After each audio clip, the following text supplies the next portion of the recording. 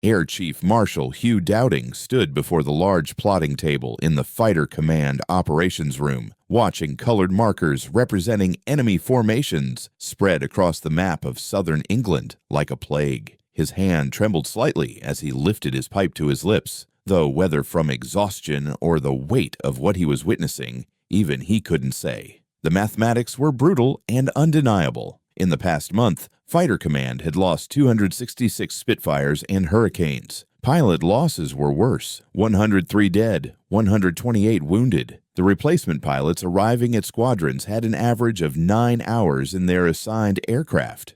9 hours. Luftwaffe pilots opposing them averaged 300 combat hours. A WAF officer approached with another situation report. Dowding read it twice, certain he'd misread the numbers. Formations totaling over 1,000 aircraft were forming up over the Pas de Calais, the largest raid yet. His meteorologist had predicted perfect weather, clear skies, unlimited visibility, ideal conditions for the Luftwaffe to finish what they'd started. Through the operations room's high windows, Dowding could see London's barrage balloons floating serenely in the late summer sunshine. Beyond them, somewhere over Kent and Sussex, his outnumbered, exhausted pilots were already scrambling to meet the threat. Many of them were boys who'd been flying Tiger Moths at training schools 3 weeks ago. Now they were being thrown against the most experienced combat pilots in the world. What Reichsmarschall Hermann Göring didn't know, what his intelligence officers hadn't discovered, was that the rookies Luftwaffe pilots mocked as they formed up over France were about to deliver the most decisive defeat the German Air Force had ever suffered.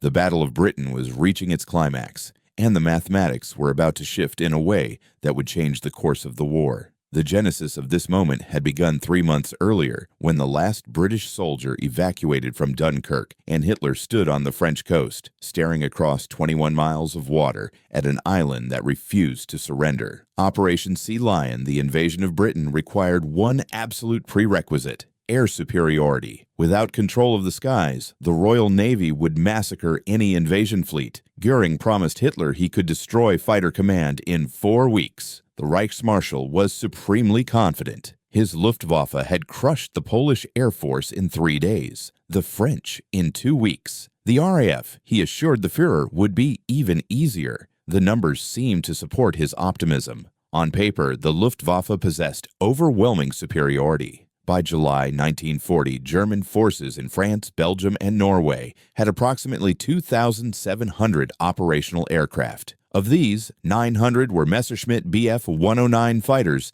and 300 were Messerschmitt B 110 heavy fighters.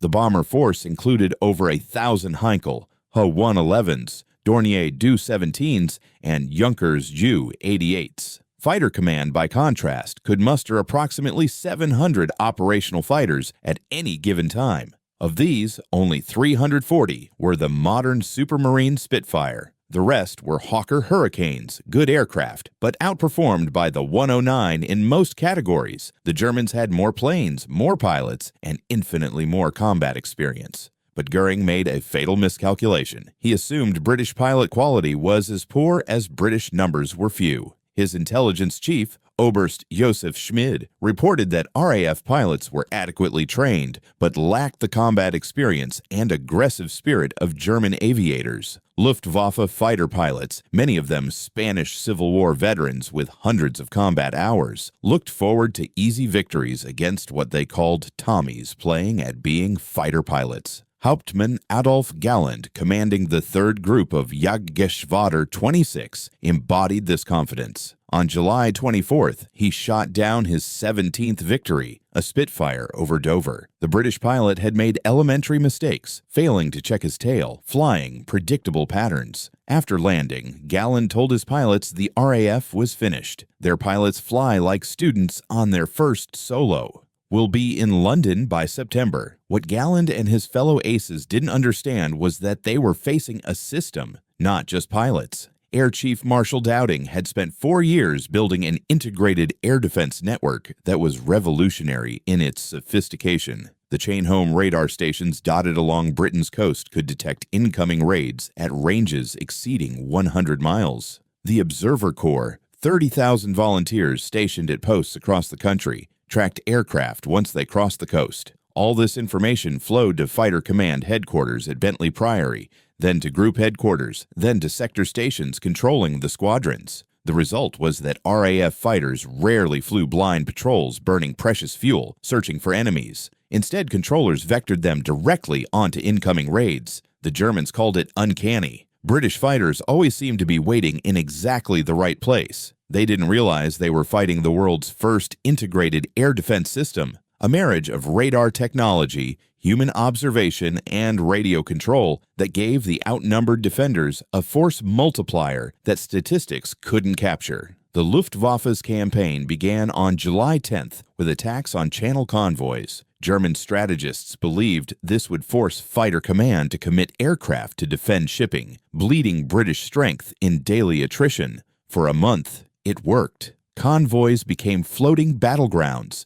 The RAF lost 148 fighters in July. But critically, British aircraft production under Lord Beaverbrook's leadership was now exceeding losses. In July alone, British factories delivered 496 new fighters. The Germans, confident of quick victory, were producing only 164 Bury 109s monthly. On August 13th, Adler Tag, Eagle Day, the Luftwaffe launched its main offensive against Fighter Command itself. The strategy was simple: attack RAF airfields and force British fighters into battle where German numerical superiority would destroy them. The attacks were devastating. Manston Airfield in Kent was bombed 6 times in 3 days, eventually abandoned. Hawking, Lympne, and Biggin Hill were hammered repeatedly. Ground crews worked frantically to repair cratered runways while mechanics patched battle-damaged aircraft under open skies. The rookie pilots arrived into this meat grinder. Pilot Officer Geoffrey Wellham of 92 Squadron exemplified their experience. He'd been posted to the squadron on May 16th with exactly 9 hours in Spitfires. His logbook contained 230 total flying hours. On his first combat patrol, he encountered a formation of Dornier bombers escorted by over 40 Bf-109s.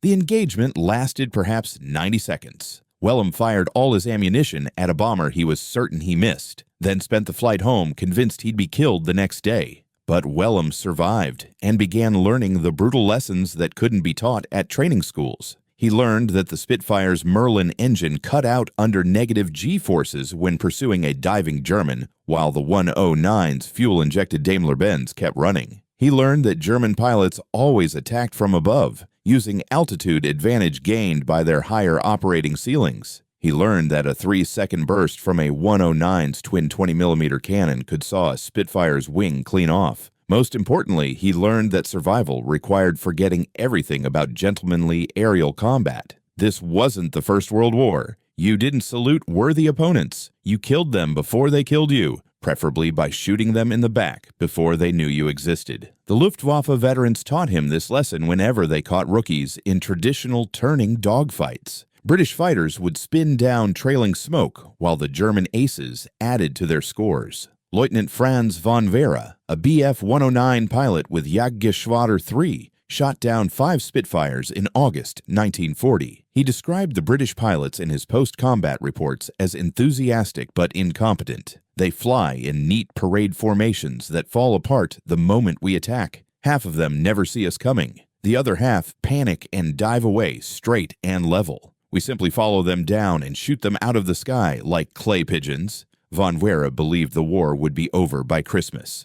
By early September, Fighter Command was approaching breaking point. Not from aircraft. Losses: British factories were actually building fighters faster than the Luftwaffe could destroy them, but from pilot casualties. Between August 8th and September 6th, Fighter Command lost 103 pilots killed and 128 wounded. 231 trained fighter pilots gone in 4 weeks. Replacements arrived with minimal training. Some had never fired their guns in practice. Others had never flown in formation. Squadron leader Tom Gleave of 253 Squadron recorded in his diary, "We received 4 new pilots today. 3 have 11 hours in hurricanes. 1 has 7 hours. I'm sending them into combat tomorrow because I have no choice. They'll probably be dead in a week. God forgive me for this necessary murder." The Luftwaffe knew they were winning. German intelligence estimated Fighter Command had fewer than 100 operational fighters remaining.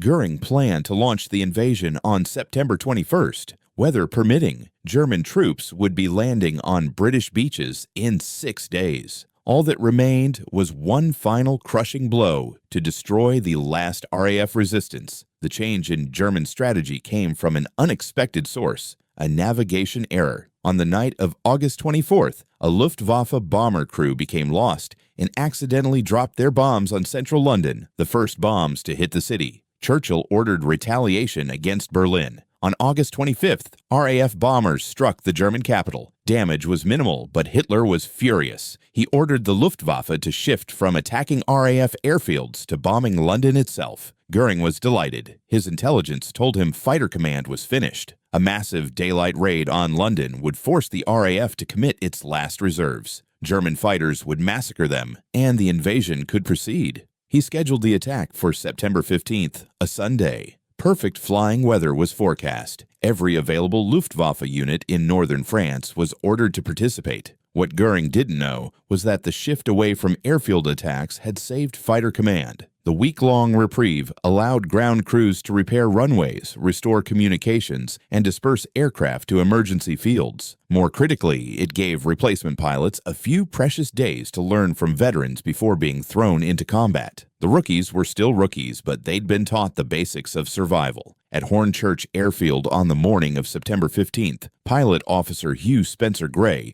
of 63 Squadron attended a hasty briefing. He'd been with the squadron for 11 days, flown 8 combat patrols, and survived 2 engagements without firing his guns. His commanding officer was blunt. Big raid expected, probably London. Stay in formation, don't chase damaged bombers, watch for fighters above. If you get separated, head for the coast and follow it home. Spencer Gray nodded, trying to keep his hands from shaking. Across the channel, Hauptmann Horst Tietzen was briefing his pilots from Jagdgeschwader 51. The mood was celebratory.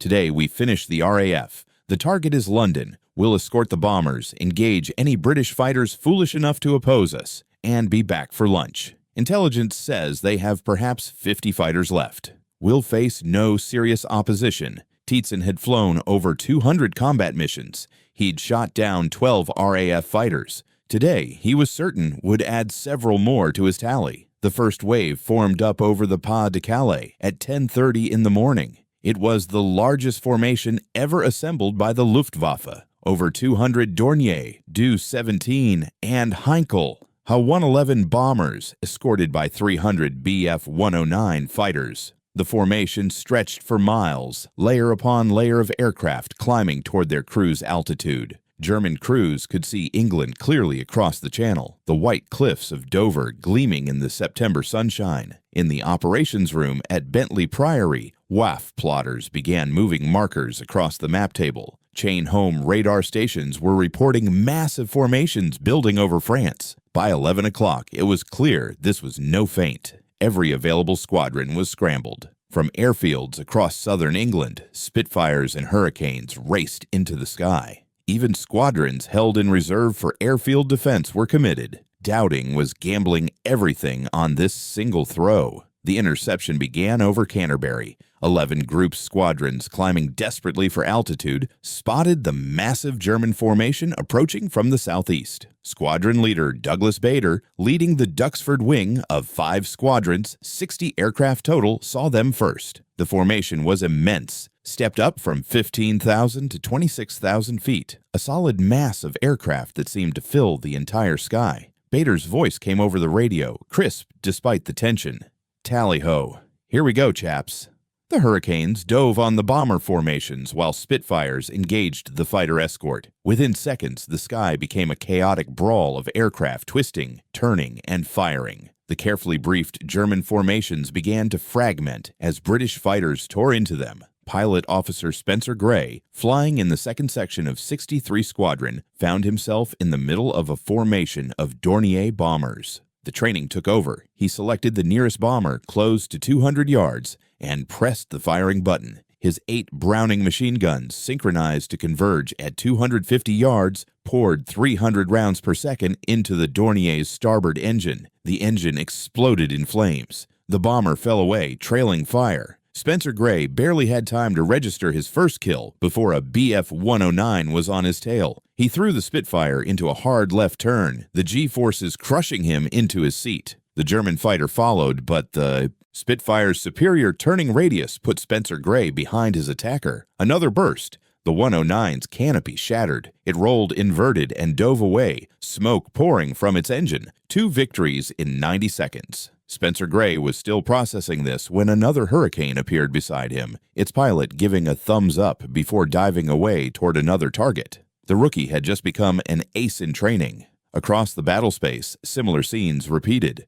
The massive German formations, so impressive over France, became a liability over England. Bombers couldn't maneuver effectively in such tight formations. When RAF fighters attacked, bombers couldn't evade without colliding with their neighbors. The German fighter escort, spread across 50 miles of sky, couldn't protect everything simultaneously. Hauptmann Tietzen found himself separated from his squadron, defending a box of Heinkel bombers from 6 Hurricanes. He shot down 1 Hurricane, damaged another, but 3 more replaced them. The British were everywhere. Where were they all coming from? Intelligence had said 50 fighters maximum. Tietzen counted 30 aircraft in his immediate vicinity alone, and the sky was full of similar engagements. The German formation pressed on toward London. By noon, the bombers were over the city's eastern suburbs. Anti-aircraft fire erupted around them, black puffs of flak that forced formations higher and wider. The bomb loads were released, tumbling down onto docks, warehouses, and residential streets. Then the bombers turned for home, and the RAF struck again. 12 group squadrons, held in reserve, had been climbing to altitude while the first engagement raged. Now they were positioned perfectly, 25,000 feet above the Thames estuary, as the German formations tried to withdraw. Squadron leader Harry Broadhurst led 242 Squadron down in a diving attack that scattered a formation of Dornier like frightened pigeons. Sergeant Eric Bann, a Hurricane pilot with only 16 hours in type, found himself behind a straggling Heinkel. The bomber's rear gunner fired desperately as Bann closed range. The Hurricane shuddered as return fire struck home, but the heavy fighter absorbed the damage. At 100 yards, Bann opened fire. The Heinkel's port wing separated from the fuselage. The bomber fell in 2 pieces, spinning down into the Thames. Bann pulled up, checking his instruments. The Hurricane had taken rounds through the wing and fuselage. Oil pressure was dropping. He wouldn't make it back to base. Setting course for the nearest airfield, he spotted another Hurricane under attack from 2 Bf-109s. The rookie dove to assist, forgetting his own damage. One of the German fighters saw him coming and broke off. The other, intent on its target, didn't react until Bann's guns hammered into its tail. The 109's rudder disintegrated. It flipped inverted and went straight down. Bann's engine seized 30 seconds later. He glided the dying Hurricane onto an emergency strip at Manston, the propeller windmilling to a stop as he rolled to the perimeter. Ground crew rushed over to find the 20-year-old sergeant sitting in the cockpit, hands shaking, unable to unstrap himself. They lifted him out gently. He'd been in combat for 9 minutes. He'd shot down 2 enemy aircraft. He'd just saved another pilot's life. He was a rookie no longer. The second wave hit at 2 o'clock. Another massive formation, this one slightly larger than the first. 150 bombers, 200 fighters. Goering had committed everything. This was supposed to be the killing blow. Instead, it became a massacre. The RAF squadrons that had refueled and rearmed after the first engagement were waiting. Fresh squadrons from 10 Group joined the battle. The Germans found themselves facing nearly 300 British fighters. Lieutenant von Vera, who'd been so confident that morning, found himself in a running battle with a Spitfire piloted by someone who very clearly was not a rookie. The British pilot matched every maneuver, staying glued to von Vera's tail no matter what the German tried. Von Vera's wingman called a warning. 2 more Spitfires joining. Von Vera abandoned the fight, diving away at full throttle toward France. The Spitfires pursued him to the coast before breaking off. Von Vera landed at his base with his fuel tanks nearly empty and his confidence shattered. By 3 o'clock, the battle was over. German formations were streaming back across the channel in disorder, harried all the way by RAF fighters that pursued them nearly to the French coast.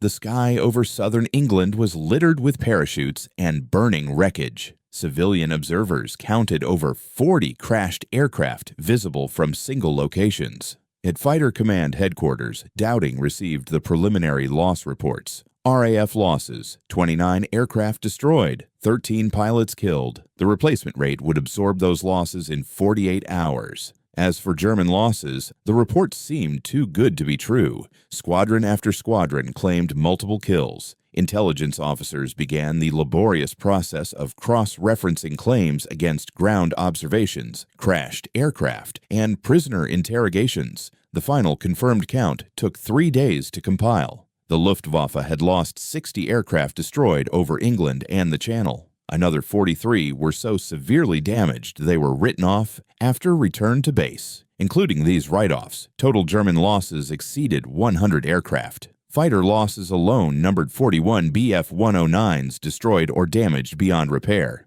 Bomber losses were catastrophic: 33 Dorniers, 26 Heinkels, 13 Junkers Ju-88s. More devastating than the aircraft losses were the crew casualties. German bombers carried crews of 4 to 5 men. Each lost bomber meant 4 to 5 trained aircrew dead or captured. Fighter pilots were equally irreplaceable. The Luftwaffe lost 79 pilots and aircrew killed, over 100 captured or wounded. In a single day, the German Air Force had suffered losses equivalent to an entire Geschwader, a wing-sized unit. The prisoners told interrogators the same story repeatedly. There were so many British fighters. They were everywhere. We were told the RAF was finished. Instead, they nearly finished us. Hauptmann Tietzen, shot down and captured near Dover, was bitter. Intelligence told us we'd face token resistance. Instead, we flew into a hornet's nest. The British fought like demons. Even their rookies fought well. The rookie comment was particularly significant. German intelligence had been partly correct. Many RAF pilots that day were inexperienced, but they'd been well trained in the basics, thrown into a system that maximized their effectiveness. And most crucially, they'd learned from the mistakes that killed their predecessors. The rookies of September 15th fought smarter than the rookies of July. They stayed in formation. They checked their tails. They conserved ammunition. They broke off attacks when outmatched rather than fighting to the death. Sergeant Cyril Bamberger of 610 Squadron shot down 3 German aircraft on September 15th. He'd been with the squadron for 8 days. After landing, his squadron commander asked how he'd survived. Bamberger's response entered RAF legend. "I did everything you told me not to do at training school. I didn't try to outturn anyone. I used cloud cover like a coward. I shot 2 of them in the back when they weren't looking. And when a 109 got behind me, I ran away at full throttle instead of trying to fight." The squadron commander promoted him to flight sergeant on the spot. The strategic impact of September 15th was immediate and decisive. Hitler postponed Operation Sea Lion indefinitely on September 17th. Without air superiority, invasion was impossible. The Luftwaffe had lost over 470 aircraft in the Battle of Britain's final phase. Fighter command was battered but intact. British aircraft production was actually accelerating. German aircraft production was stagnant. More critically, the Luftwaffe had lost its psychological edge. German pilots had believed they were invincible. British pilots had proved otherwise. The veterans who'd swaggered through France were dead, captured, or shaken. The rookies replacing them were less experienced than the British rookies they'd mocked. By late September, Luftwaffe morale was collapsing. Oberst Werner Melders, Germany's leading ace at the time with 54 victories, filed a brutally honest report to Luftwaffe High Command in October. "The campaign against England has failed. Our losses exceed replacement rates. Pilot quality is declining as veterans are lost, and replacements arrive with inadequate training. Most critically, British pilot quality has improved dramatically. The rookies we faced in July are now experienced combat pilots. The new rookies learn quickly from these veterans. Meanwhile, our own rookies are being thrown into combat with no guidance from experienced pilots because we've lost too many of them." The British analysis was more succinct. Air Marshal Trafford Lee Mallory, commanding 12 Group, wrote in his after-action report, "The Luftwaffe came to destroy fighter command. Instead, they flew into a system designed to maximize our strengths and exploit their weaknesses. Our pilots, experienced and rookie alike, fought with determination, skill, and, most importantly, intelligent tactics. The enemy discovered that courage without adaptability leads only to empty seats in the officer's mess. The human stories behind the statistics revealed the transformation most clearly. Pilot Officer Jeffrey Wellham, the rookie with 9 hours in Spitfires in May, survived the Battle of Britain and ended the war as a flight lieutenant with 3 confirmed kills. He wrote in his memoir that September 15th was the day he stopped being terrified and started being angry. Once you realize you can not only survive but win, everything changes. The Germans weren't supermen, they were just men. And men can be beaten. Sergeant Eric Ban, who'd shot down 2 aircraft with a dying engine on his second combat mission, became an ace by November with 5 confirmed kills. He credited his survival to following orders. The veterans told us how to survive. Don't be a hero, use your advantages. The Spitfire turns better, so turn. The Hurricane is tough, so take damage and keep fighting. Never try to outclimb or outdive a 109. Most importantly, never fight alone if you can help it. Stick with your mates. The German perspective provided the most powerful testimony to British effectiveness. Hauptmann Adolf Galland, who'd predicted British collapse in July, was interviewed after the war by RAF historians. His assessment was stark. We lost the Battle of Britain on September 15th. Not because we lost 100 aircraft in one day, though that was painful. We lost because we realized the British weren't going to break. Their pilots improved with every engagement. Their tactics evolved. Their replacement rates exceeded ours. Most humbling was realizing that what we dismissed as rookies were actually quite competent pilots learning very quickly in a superbly designed defensive system. Galland continued, "The real lesson took us too long to learn. The British were fighting for their homeland. Every pilot who bailed out over England could be back in a cockpit the next day. Our pilots who bailed out over England went to prisoner of war camps. The British could replace aircraft faster than we could destroy them. They had radar telling them where to intercept. They had ground controllers vectoring fighters onto targets. They had the advantage of defending while we were attacking at the limit of our range." The mathematical comparison between July and September revealed the transformation. In July, the RAF flew approximately 7,000 sorties and lost 148 aircraft. In September, they flew over 6,000 sorties but lost only 185 aircraft. The loss rate actually declined despite increasing sortie numbers and facing the same experienced Luftwaffe units. The difference was experience. The rookies of July were veterans by September, and the new rookies learned from them.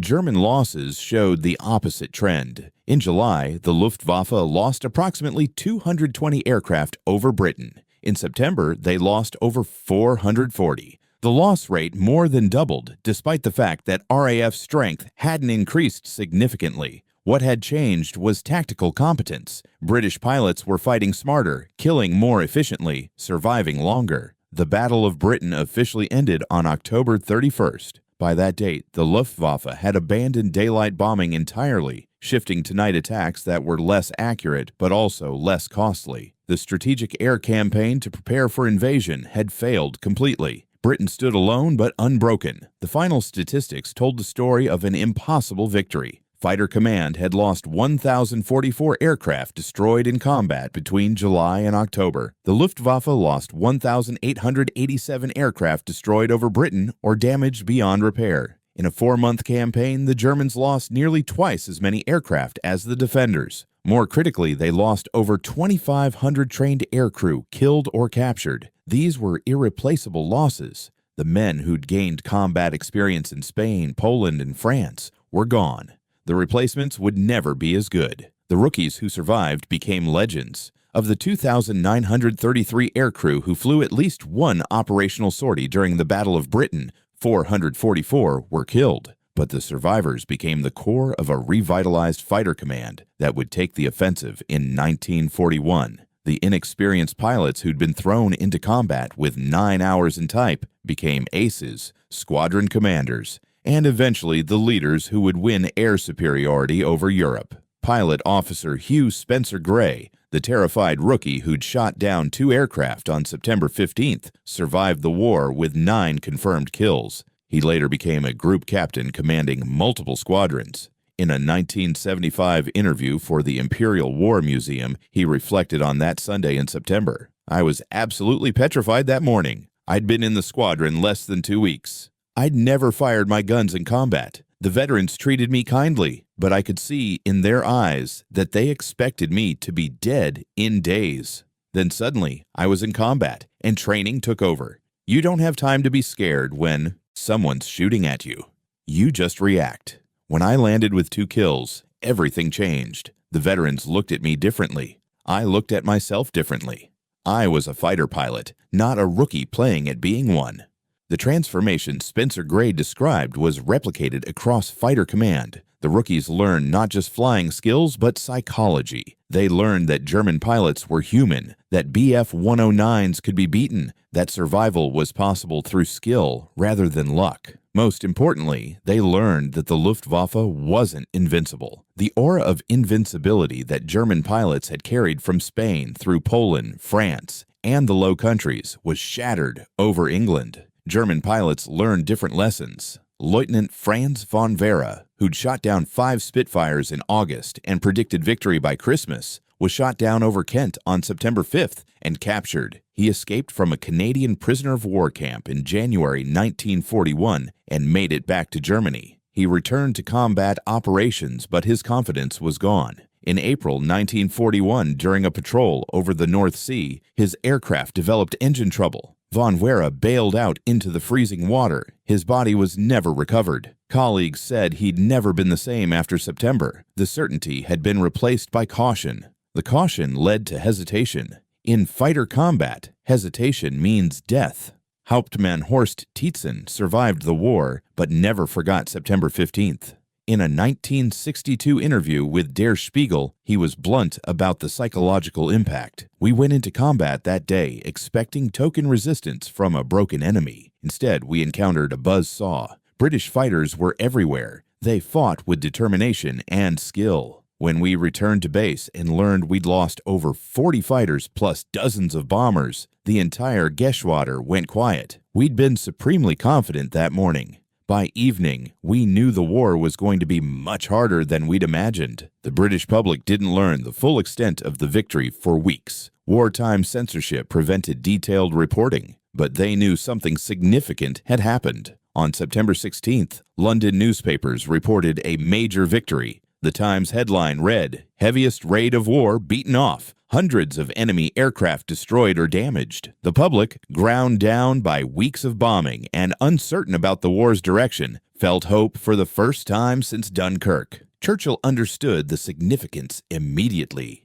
On September 17th, he told Parliament, "The gratitude of every home in our island, in our empire, and indeed throughout the world, except in the abodes of the guilty, goes out to the British airmen who, undaunted by odds, unwearied in their constant challenge and mortal danger, are turning the tide of the world war by their prowess and by their devotion. Never in the field of human conflict was so much owed, by so many to so few. The few became the immortal designation for the pilots who fought the Battle of Britain, but within that few were hundreds of rookies who'd been thrown into combat with minimal training and somehow survived, learned, and prevailed. They faced the most experienced fighter pilots in the world and proved that experience could be earned quickly under pressure, that systems could multiply effectiveness, and that courage combined with intelligence could overcome numerical and experiential disadvantages. The lessons of September 15th resonated far beyond Britain. In America, military observers noted that a well-designed defensive system could defeat a numerically superior attacker. The integrated air defense network became a model for American systems. In Russia, strategists learned that pilot quality mattered as much as aircraft quantity. In Germany, the Luftwaffe never fully recovered its confidence after the Battle of Britain. The aura of invincibility was gone. The rookies who'd been laughed at in July were acknowledged as victors by October. The Luftwaffe pilots who'd swaggered through France were dead, captured, or permanently scarred by the realization that they'd met their match. The mathematics that seemed to favor Germany in July favored Britain by October. The tide had turned. Today, the Battle of Britain is remembered primarily for the bravery of the pilots who flew. But the deeper story is about systems, learning curves, and the power of defending your homeland. The rookies weren't particularly special when they arrived at squadrons with 9 hours in Spitfires. What made them special was that they survived long enough to learn, fought within a system designed to maximize their effectiveness and were defending something worth dying for. In the end, that made all the difference. The Luftwaffe came to destroy Fighter Command and found instead that they were facing an enemy that got stronger with every engagement, learned from every mistake, and refused to break. The rookies of July became the veterans of September. The veterans of September became the aces of 1941. The aces of 1941 became the leaders who would take the war back to Germany. September 15, 1940, was the day the Luftwaffe discovered that mockery was a poor substitute for respect, that numerical superiority meant nothing without air superiority over the target, and that rookies who survive become veterans faster than veterans who die can be replaced. The German pilots who laughed in July weren't laughing in September. Many of them weren't laughing because they were dead. The ones who survived carried the memory of that day for the rest of their lives. A reminder that underestimating your enemy is the fastest path to defeat. The rookies had won, the veterans had learned, and Britain remained free.